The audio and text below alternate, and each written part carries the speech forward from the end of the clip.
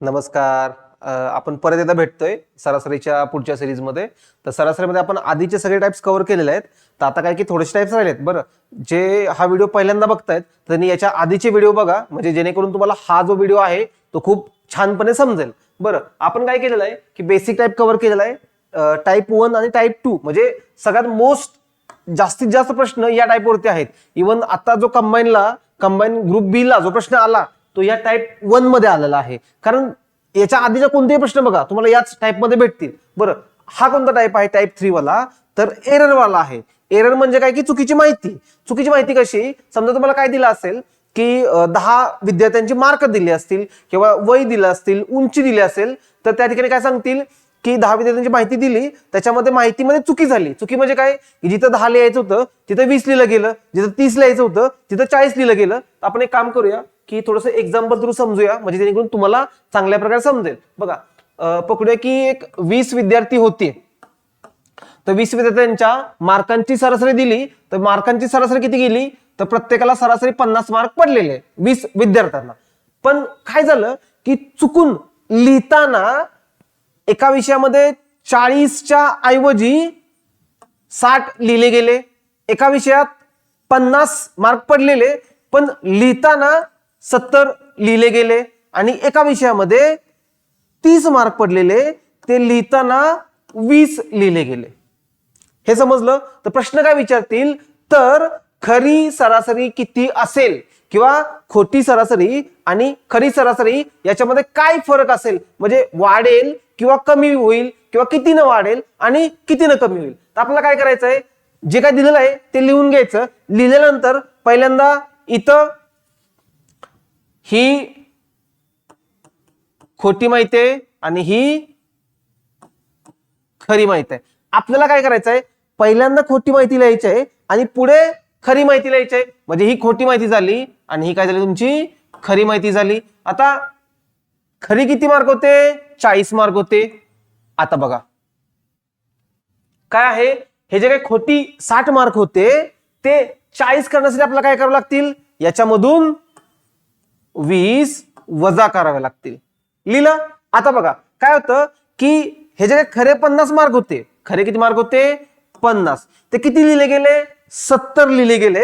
मग 70चे 50 करण्यासाठी आपल्याला काय करावं लागतील, त्या 70 मधून 20 वजा करावे लागतील. परत बघा, खरे मार्क किती होते तुमचे?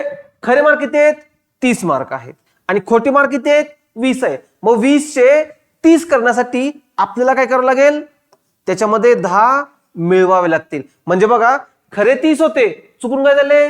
20 झाले. म्हणजे 10चा लॉस झाला. सेम इथं 20, इथं 20. मग आपण हे मानल्यानंतर काय करायचं, हे जे काही मध्ये झालेलं आहे तर या सगळ्यांची बेरीज करायची. सगळ्यांची बेरीज कशी करायची? वजा 20 किती होतील? वजा 40. आणि अधिक 10 किती होतील? वजा 30. बघा, वजा 20 अधिक 10 किती होतील? वजा 30 होतील.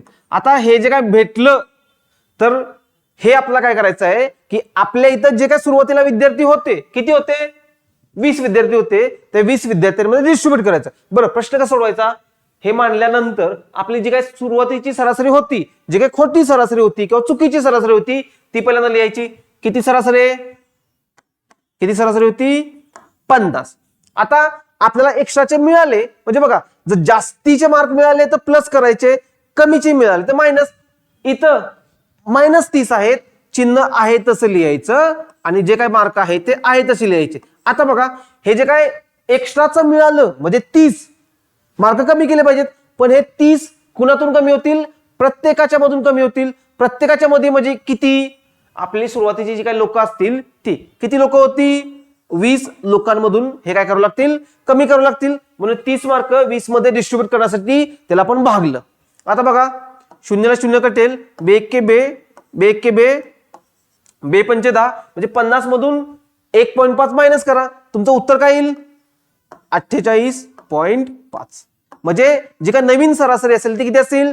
48.5 असेल. नवीन सरासरी काय असेल? 48.5. किंवा हे -1.5 म्हणजेच काय आहे, तर आपली जी काय सरासरी आली ती काय झाली? कमी झाली. कितीने कमी झाली 1.5. मला वाटतं की हे इथपर्यंत तुम्हाला एकदम क्लिअर समजलं असेल. आता आपण प्रत्यक्ष एक्झाम्पल वरती जाऊया की एक्झाम्पल कसे सोडवायचे. बघा काय दिलंय, हे अशा प्रकारचे एक्झाम्पल तुम्हाला एक्झाम मध्ये दिसतील. TCSच्या खूप साऱ्या एक्झाम मध्ये असे विचारलेले आहेत. बघूया आपण. 10 मुलांचे सरासरी वजन किती आहे. आता बघा मुलं किती दिल्यात, 10 मुलं दिल्यात आणि वजन किती दिलेलं आहे तर 70 किलो वजन दिलेलं आहे. मग पहिल्यांदा काय करायचं आपण, पहिल्यांदा इथं बघा खोटी आणि इथं काय आहे खरी. आता हे तुम्हाला समजावं म्हणून मी लिहितोय, तुम्ही प्रॅक्टिस केल्यानंतर हे लिहायची गरज नाहीये. बघा काय दिलंय, 54 किलो वजन चुकून 44 किलो झालं. म्हणजे खरी किती होतं 54 होतं आणि चुकून काय झालं 44. म्हणजे 44 खोटं आहे आणि 54 खरं आहे. दुसरं काय आहे इथं बघा 35 किलो वजन चुकून 40 किलो झालं. म्हणजे खरं किती आहे 35 किलो आहे आणि ते चुकून किती झालं 40. म्हणजे 40 काय आहे खोटं आहे. म्हणजे हे मार्क तुमच्या ते तिथं इथं काय दिलंय तुम्हाला वजन, हे वजन त्या लिस्ट मध्ये होते पण हे खोटे आहेत आणि हे खरे आहेत. बरं हे जे काय 44 आहेत त्याचं खरं 54 करण्यासाठी आपल्याला काय करावं लागेल, या 44 मध्ये 10 मिळावे लागतील. अगेन हे जे काय 40 आहेत याचे 35 करण्यासाठी आपल्याला काय करावं लागेल, या 35 मधून 5 वजा करावं लागेल. आता बघा हे जे काय आहे या सगळ्यांची बेरीज करा, किती होईल अधिक 10 आणि वजा 5 किती येतील प्लस वाले 5. आता हे लक्षात ठेवा किती आले प्लस 5. आपल्याला सरासरी दिल्या का 70 किलो सरासरी दिलेली आहे. मग बघा ही जी काय सरासरी 70 दिली ती 70 लिहायचे. इथं काय मिळाले 5 कोणते आहेत प्लस म्हणून प्लस लिहिले. हे जे काय 5 आहे ते लिहिले. आता हे जे काय 5 जास्तीचे मिळाले ते आपण काय करेल प्रत्येकाला द्यावे लागतील. असे किती लोक आहेत आपल्याकडं 10 लोक आहेत म्हणून काय करावं लागतील हे 10 लोकांना द्यावं लागतील.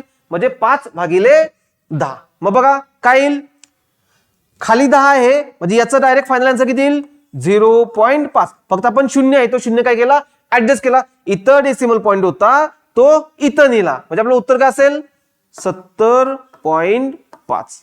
बरं इथं प्रश्न 2 प्रकारे विचारतील. पहिला प्रश्न काय विचारतील की खरी सरासरी किती आली, खरी सरासरी किती आली 70.5. आणि दुसरा प्रश्न काय विचारतील की खरी सरासरी काय झाली 0.5 न कोणता आहे हा 0.5 प्लस वाला आहे. म्हणजे खरी सरासरी काय झाली जुन्या सरासरीपेक्षा 0.5 न वाढली. म्हणजे जसा प्रश्न विचारेल तसं आपलं उत्तर असेल. इथं ऑप्शन आहे का आपला, हा बघा डी ऑप्शन आपला काय येईल बरोबर येईल. आता पुढचं बघा. आता याच्यामध्ये काय दिले बघा 30 विद्यार्थ्यांच्या मगाशी 10 विद्यार्थी होते इथं 30 विद्यार्थी आहे. गणिताच्या परीक्षेतील सरासरी गुण किती होते 55 गुण दिले होते. पण नंतर कळले की 72 गुण चुकून 27 लिहिले गेले. आता बघा आपल्याकडे सरासरी किती आहे 55 प्लस मायनस का माहिती आहे का नाही ते आपल्याला शोधायचंय. कसं शोधायचं सुरुवातीला काय लिहायचं खोटी नंतर खरी. आता बघा काय 72 गुण जे काय होते ते चुकून 27 लिहिले गेले. खरे किती आहेत 72 चुकून किती लिहिले गेले 27 लिहिले गेले. आता परत काय दिले का 64 गुण चुकून 46 लिहिले गेले. म्हणजे खरे किती होते 64 किती लिहिले गेले 46. म्हणजे 46 चुकीचं आहे आणि 64 खरं आहे. आता बघा 27 72 करण्यासाठी 27 मध्ये किती मिळवावे लागतील बघा आपण तुम्ही यांची वजाबाकी केली तर मधलं डायरेक्ट मिळेल 27 आणि 30 म्हणजे तुम्हाला याच्यामध्ये काय करावं लागतील 45 मिळवावे लागतील. आता बघा 46 आणि 64 ह्यांच्यामधला फरक सरळ 46 मध्ये किती मिळवल्यानंतर 64 येईल बघा 4 आणि हे 14 म्हणजे 18 मिळवावे लागतील. म्हणजे आपल्याला काय आलं हे जास्तीचं आलं. आता बघा दोघांची बेरीज करा दोन्ही पण प्लस आहेत म्हणजे सरळ सरळ बेरीज करा 8 आणि 5 13 हातच्याला 1 4 5 1 6 कोणते 63 प्लस वाले 63 हे आहे असे उचलायचे आणि या 55च्या पुढं हे 63 लिहायचे. आता हे जे काय 63 मिळाले आपल्याला काय करावं लागतील प्रत्येकामध्ये डिवाइड करावं लागतील. डिवाइड करायला किती लोक आहेत आपल्याकडं बघा 30 विद्यार्थी आहेत. मग हे जे 63 आहे आपण 30 विद्यार्थ्यांमध्ये डिवाइड करतो म्हणजे त्या 63 ला 30 न भागलं. सगळ्यात इम्पॉर्टंट इथं काय आहे हे चिन्ह तुम्ही प्लस मायनस केलं उत्तर चुकणार म्हणून हे इथं खोटी लिहायची, इथं खरी लिहायची, आणि खोट्याचं खरं करण्यासाठी काहीतरी मिळवावे लागतं का बघायचं, किंवा काहीतरी वजा करावं लागते का ते बघायचं. दोघांची बेरीज करायची आणि चिन्ह व्यवस्थित चेक करायचं कोणतं येतं इथे, ते चिन्ह ऍज इट इज लिहायचं, नंबर ऍज इट इज लिहायचा, आणि त्याला कितीनं भागायचं, तर जेवढे विद्यार्थी आहेत तेवढ्या विद्यार्थ्यांनी भागायचं. किती विद्यार्थी आहेत, 30. आता बघा काय करा, 3 न भाग जातोय, 3 1 3, 3 2 6, 3 1 3, हा 0 म्हणजे डेसिमल पॉईंट इथं येईल. 55 प्लस 2.1 म्हणजे किती येतील, 57.1. बरं, आता परत प्रश्न काय विचारलेला आहे, खरी वास्तविक सरासरी किती आहे, किती आली, 57.1. ऑप्शन मध्ये आहे का बघा बरं, पहिलाच ऑप्शन बरोबर असेल. बरं, इथं दुसरा प्रकार प्रश्न कसा विचारतील की खरी सरासरीमध्ये काय फरक पडला, काय फरक पडला, प्लस 2.1 म्हणजे खरी सरासरी आपली काय झाली, वाढली. कितीनं वाढली, 2.1 न खरी सरासरी काय झाली, वाढलेली आहे. आता बघा हे समजलं असेल. आता जरा पुढचं बघूया. बघा आता हे एक्झाम्पल बघा, 10 निरीक्षणांची किंवा संख्यांची सरासरी किती दिल्या, 40 दिल्या. आपण काय करूया, हे जे काय 40 दिलेलं आहे हे ऍज इट इज लिहूया 40. नंतर लक्षात आले की निरीक्षण 50 ऐवजी चुकून 33 वाचले गेले. म्हणजे बघा रॉंग आणि राईट, आपले राईट किती होते 50, रॉंग किती होते 33.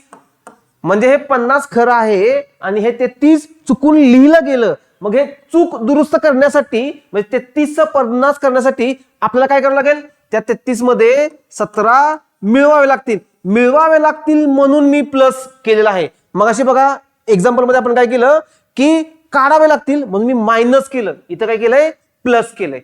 किती आले 17, एवढंच आहे. बरं, आता हे जे काय 40 आहे चिन्ह कोणतं आलं, प्लस, 40 मध्ये प्लस किती आहेत 17.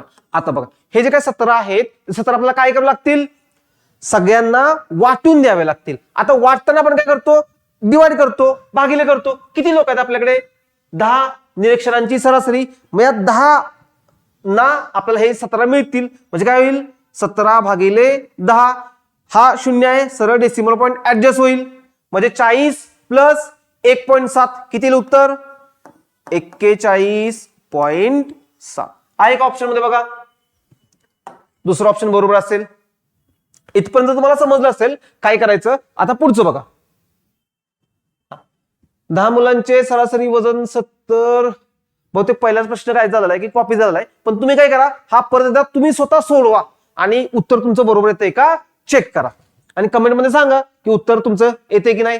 आता बघा इथं काय दिलेलं आहे की एका वर्गातील विद्यार्थ्यांचे परीक्षेतील गुण मोजताना चुकून एका विद्यार्थ्याचे गुण 63 ऐवजी 93 झाले. म्हणजे आपलं काय झालं, हे चुकीचं होतं आणि हे 63 होतं.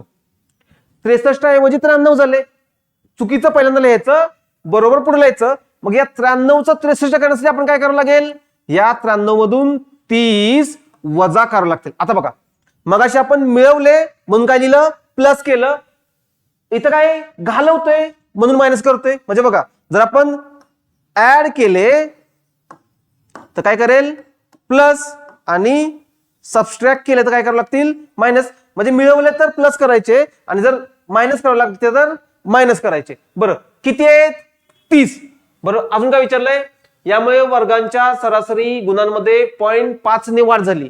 कितीनं वाढली सरासरी 0.5 न वाढली. आपलं काय आलंय -30.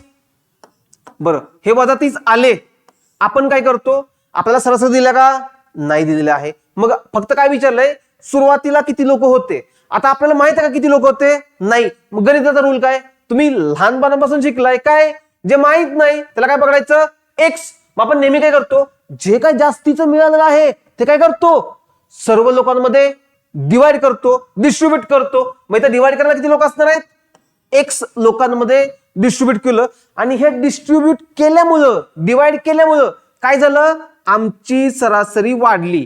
कितीनं वाढली 0.5 न आमची सरासरी काय झाली वाढली. झालं तुमचं उत्तर सुटेल. मग काय बघा 30 भागिले 0.5 बरोबर एक्स असेल, हे इकडं आणलं आणि हे तिकडे नेलं, म्हणजे बघा 0.5 आहे. आता काय करूया बघा, डायरेक्टली 0.5 आहे, तुम्ही 1 0 घेऊन पण करू शकता किंवा 2 न गुणून पण करू शकता. 0.5 ला 2 न गुणलं तर 1 येईल, 30 ला 2 न गुणलं तर 60 होईल, म्हणजे x ची व्हॅल्यू किती येईल 60. आता तुम्ही मला सर इथं मायनस आहे, इथं मायनस आहे, आपल्या संख्या विचारत त्या मायनस मध्ये असणार का नाही, म्हणजे सुरुवातीचं